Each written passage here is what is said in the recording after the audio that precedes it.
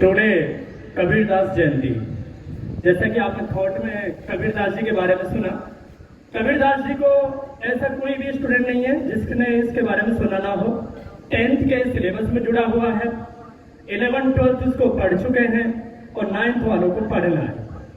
कुछ बातें हैं कबीरदास जी के बारे में आपको बताता हूं, तो कम से कम 10 नंबर तो स्टूडेंट के पक्के हो जाते हैं अगर उसको ध्यान से सुने तो।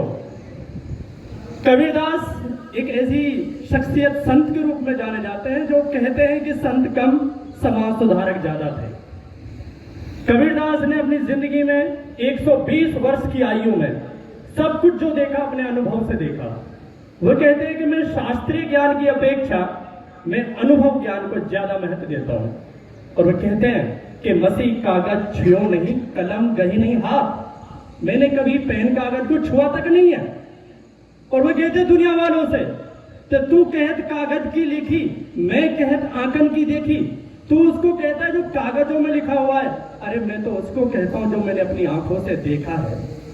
कबीरदास के जो शिष्य रहे धर्मदास, उन्होंने उसके 3 ग्रंथों का संकलन किया। एक का नाम रमेनी है, एक का नाम सबद है और एक का नाम साखी। इन तीनों को मिलाकर के उन्होंने एक संकलन दिया जिसका नाम बीजक है। कबीरदास जी कह रहे हैं कि मन मंदिर दिल द्वारिका, काया काशी जानी, ताहू में ईश्वर छिपो, जानो तो पहचानी। हे इंसान, इस मन को मंदिर मान लो, दिल को द्वारिका मान लो, काया यानी शरीर को काशी मान लो। इसी में ही भगवान छिपा हुआ है, बाहर कहां भटक रहा है। जानो तो पहचानी। यदि तेरे अंदर जानने की इच्छा है और जान सकता है तो पहचान के देख ले, तेरे अंदर ही भगवान है। बाहर बाहर भटकने से अच्छा इंसान खुद को, अपने आप को पहचाने और एक बेहतरीन इंसान बने। कबीरदास ऐसा नहीं है कि उसका परिवार नहीं था। कबीरदास एक ऐसी उसमें जन्म लिए, ब्राह्मण परिवार में जन्म हुआ।